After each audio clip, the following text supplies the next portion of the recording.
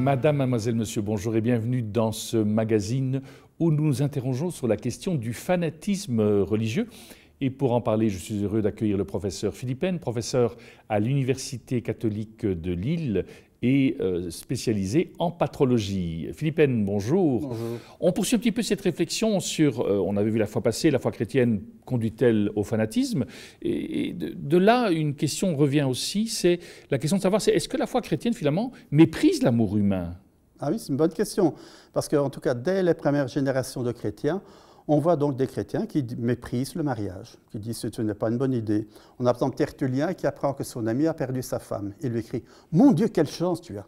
Mais surtout ne te remarie pas, reste comme tu es. Comme ça, tu pourras te consacrer tout entier à l'amour de Dieu et ne pas perdre ton temps avec une femme et des enfants. » D'ailleurs, lui-même avait écrit quelques années auparavant à sa propre épouse. Il a dit « Chérie, si je meurs, ne te remarie pas. » Non pas par amour pour moi, mais tout simplement comme ça tu pourras t'occuper entièrement de Dieu.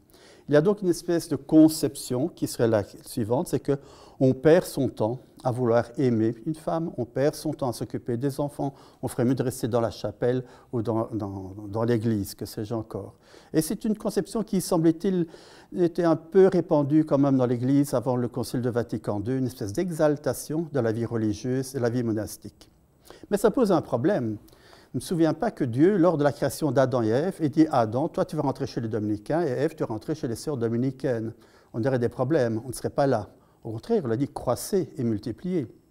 Et dans l'Ancien Testament, on voit que les prophètes veulent donner comme image de l'alliance entre Dieu et son peuple, l'image de la relation amoureuse. Viens mon peuple, je vais t'emmener au désert, tous les deux nous serons ensemble, on retrouvera la beauté de la vie commune, etc. Et ensuite, il ne faut pas oublier que saint Paul lui-même est un peu audacieux dans sa façon de parler de la relation amoureuse, puisqu'il dit que l'homme doit se comporter vis-à-vis de son épouse comme le Christ vis-à-vis de son Église. Qu'a fait le Christ pour l'Église? Il est mort. Il a donné sa vie. Donc l'homme n'est pas là pour battre sa femme ou la mépriser. Au contraire, il doit être capable de se dévouer tout entier pour sa femme. C'est dans l'Épître aux Éphésiens.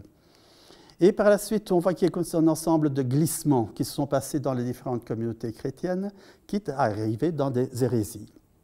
Il faut se rendre compte qu'on vivait dans une période assez bizarre. Vers le IIe siècle à peu près, on a commencé à voir, non seulement chez les chrétiens, mais chez les païens et dans certaines religions orientales, une espèce d'exaltation ainsi de la vie spirituelle, qui avait un véritable mépris pour le corps humain, une telle exaltation de la vocation transcendantale, religieuse, qui avait une espèce de mépris pour le mariage. Et il y a des courants chrétiens hérétiques qui se sont opposés au mariage. Par exemple, chez les montanistes, les marcionites, il était interdit de se faire baptiser si on était marié. Il fallait quitter sa femme ou son mari, il fallait rester jeune homme ou jeune fille, ou bien il fallait être veuf ou veuve.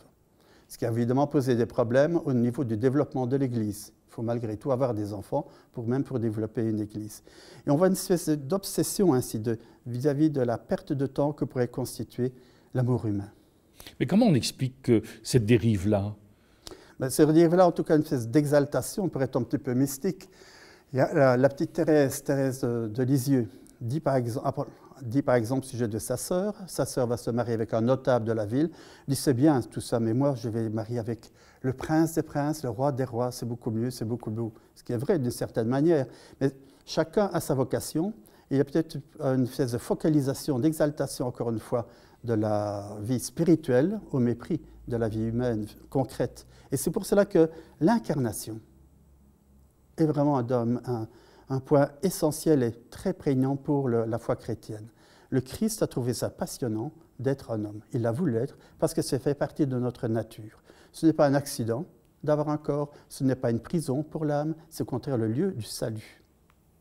Et le Christ dit quand même à un moment donné, eunuque pour le royaume de Dieu. Est-ce que cette phrase-là a été mal comprise d'après vous? Alors justement, c'est une phrase qui est expliquée par les exégètes de la façon suivante. Il y a d'abord les eunuques qui le sont par naissance, dit-il. Il y a les eunuques qui le sont par accident, ou bien lors de la guerre, lorsqu'ils ont été faits prisonniers. Ça se passait. Ensuite, les eunuques qui sont là pour le royaume de Dieu. Et là, les exégètes, et même les pères de l'Église, les vrais, ont mis en garde en disant qu'il ne faut pas lire ces trois phrases sur le même niveau. Les deux premières parlent du niveau physique, le deuxième parlerait plutôt au niveau... Troisième. Le troisième, vous avez raison. Le troisième, plutôt au niveau donc, symbolique. C'est-à-dire que pour la plupart des gens, de voir ainsi des hommes et des femmes qui circulent avec Jésus, qui sont là à travers les champs, en train de parler, de faire des miracles, de discuter, etc. C'est suspect, n'est-ce pas, monsieur? On sait ce que font les jeunes gens et les jeunes filles ensemble quand il fait noir. Hein? On n'est pas là pour vérifier. Vous voyez tous les ragots qui pouvaient circuler et qui pouvaient porter atteinte ainsi à la dignité du Christ et de ses disciples. Alors il le dit, heureux ceux qui se font uniques, c'est-à-dire qui renoncent donc à la vie humaine, la vie sexuelle avec d'autres, pour le royaume de Dieu. Et donc, ce n'est pas au niveau physique qu'il faut les prendre, mais plutôt au niveau spirituel. On en reparlera par la suite au sujet de l'ascèse. Donc, vous avez le sentiment qu'aujourd'hui encore, l'Église a une certaine réserve par rapport humain, ou bien ce qu'on a vu comme dérive au début de l'ère chrétienne, cela est complètement dépassé aujourd'hui et qu'effectivement, il y a une reconnaissance de la validité et de la beauté de l'amour humain C'est certainement un des grands apports du Concile de Vatican II de dire que l'amour conjugal est un lieu de perfection humaine. Je crois qu'on peut le voir à plusieurs niveaux. Le premier, c'est sans doute la découverte de la miséricorde, du pardon, de la réconciliation, qui existe dans tout groupe humain, que ce soit à l'intérieur d'un couple marié ou à l'intérieur d'une communauté religieuse. Et ça nous permet de mieux comprendre aussi toute la patience, la miséricorde que Dieu peut avoir. Car pour pardonner, il faut être capable de dépasser les événements secondaires pour essayer de retrouver la beauté de l'homme, de la femme qu'on a en face de soi, comme cela se passe souvent avec les mères de famille, avec leur enfant qui est insupportable, mais qui reste malgré tout leur enfant. Il y a donc une espèce d'éducation au regard divin que Dieu porte sur chacun de nous à travers l'expérience de cet amour-là. Et je pense aussi qu'il y a à l'intérieur de l'amour conjugal cette espèce de découverte émerveillée de l'autre, qui est totalement différent. Et avec aussi cette souffrance que plus on vit avec quelqu'un, plus on se rend compte qu'il est tout à fait autre et que jamais on ne pourra épuiser son mystère. Et de la façon Dieu nous a créés et nous sommes invités à l'aimer tout en sachant qu'il est infiniment différent de nous. Nous sommes un peu comme dans les Cantiques des Cantiques, comme la jeune fille qui court après Dieu, qui sans cesse nous attire, mais toujours nous échappe parce qu'il est infiniment différent. Et je crois aussi qu'il y a un troisième aspect qui est intéressant dans l'amour conjugal comme lieu de perfectionnement, c'est que ça permet d'ouvrir les perspectives de notre amour, non pas simplement à celui qui est en face de nous, mais au monde entier et à celui qui nous l'a donné. Dans cette idée, vous avez parlé de la notion de mystère. Vous pensez que cette notion de mystère est fondamentale dans l'amour, que l'amour n'est pas une équation qu'on peut résoudre, mais que quelque part, ce mystère qu'il y a en l'autre est une invitation à le respecter plus encore et de savoir que jamais je ne le contrôlerai, je ne le maîtriserai. De toute façon, c'est une grande thèse de chez Saint Augustin. Plus je connais quelqu'un, plus je l'aime. Il parle évidemment de Dieu le Père avec Dieu le Fils. Parfois dans certaines communautés religieuses ou parfois dans certaines circonstances, plus je connais quelqu'un, moins je le trouve sympathique.